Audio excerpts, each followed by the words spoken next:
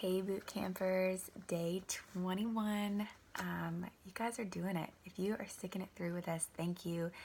We are excited for you. Thank you for believing in yourself, for believing in your business. Today we are talking about attracting and motivating leaders, and I'm just going to hop right in. So, a quote I wanted to share with you guys that you probably all heard: your vibe attracts your tribe.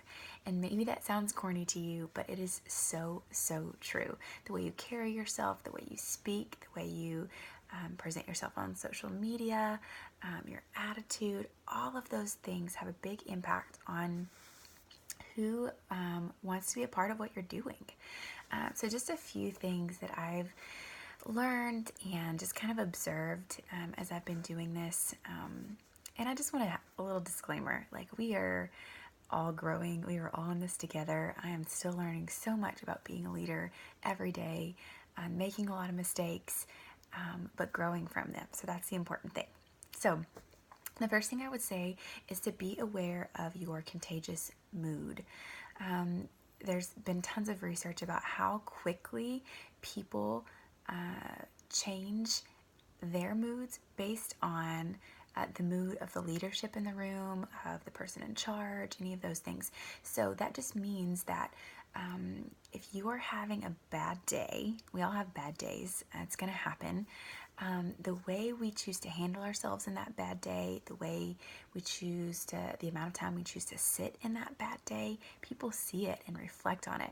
And at one negative or just like really negative thing can just destroy a team and destroy the productivity of your leaders. So I would just say to take inventory of how you're speaking, the words you are using. Are they encouraging? Are they uplifting? Are they positive? Go back and look at your social media posts over the last, month or so. Is there a lot of negativity in your posts? Is there a lot of complaining or maybe talking about other people or just speaking? I talk about it in two senses: speaking death versus speaking life. Are you speaking life in your business? Are you speaking life to your people? Are you speaking life about your company? Whenever we have really tough shipping issues, are you looking for ways to make it positive and encouraging, to keep people's spirits high? That's a huge one whenever you're talking about who you're attracting and how to keep people wanting to do what you're doing. The next thing is to lead by example. This is huge. People, if we're going to tell people to, enroll people every month, or we're going to encourage people to teach classes, we have to be doing those things too. And that's been a big, conviction for me to really strive to be enrolling at least one person every month, and to make sure that I'm teaching classes and that my leaders know that I'm teaching classes and they see that I'm teaching classes. Those months that I'm teaching classes are when I see my people teaching classes. And those months where I haven't made that a priority, I see that they don't make it a priority either. So they see us and they are really looking for us to lead by example. So make sure that anything you're asking your team to do, you're willing to do it to the extreme. We're living above the wellness line, and we want to live above that line of leadership too. So the third thing, y'all, and this is something I'm preaching to the choir. Well, not to the choir. How does that say go? Anyways, talking to myself here. Is to let go of control and give your team some independence. This has been a hard one for me because all of my life I've had a hard time with letting go and just like trusting people to take on something that directly impacts me. And I know that's a huge character flaw. But in this business, it is so important to empower people to be successful and to take this on and to be their own. We are our own bosses. And I don't want to be the boss or the business manager for 500 people. I don't. That's exhausting. We can't be. So a few ways we can do that is to come alongside them. Really, if you need to hold their hand a lot at the beginning, that's great. Teach them, educate them.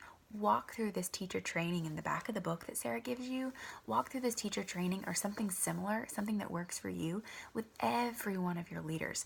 That's not something I did at the beginning, but that's something I'm doing now. And I'm seeing a much higher rate of leaders who are feeling equipped and empowered to go and do this on their own.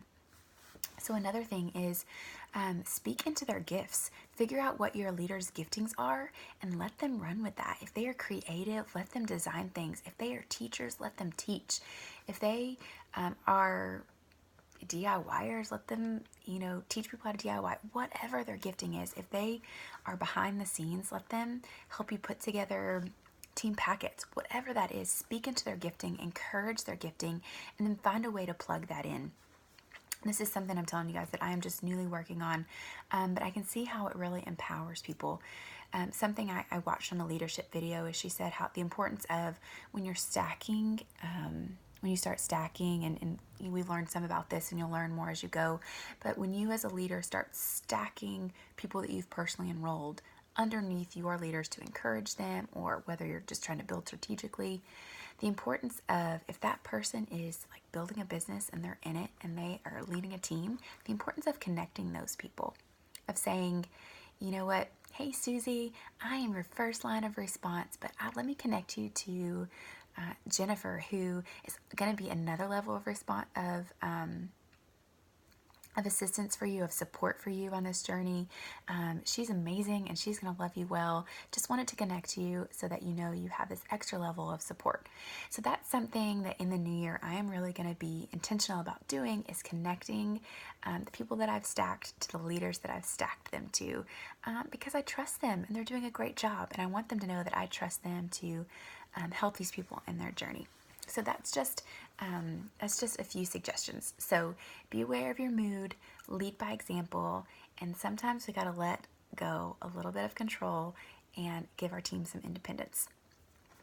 So that's more speaking to the piece of attracting and motivating your leaders. But I also wanted to speak about vision. Something that really has caught my attention recently and just been on my heart is the Proverbs. In Proverbs 29, the scripture says, where there is no vision, the people perish.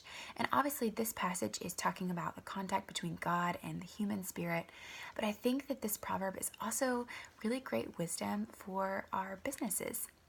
When we don't have vision for our businesses, for our team, people fall to the wayside, and people lose interest and excitement and all the things.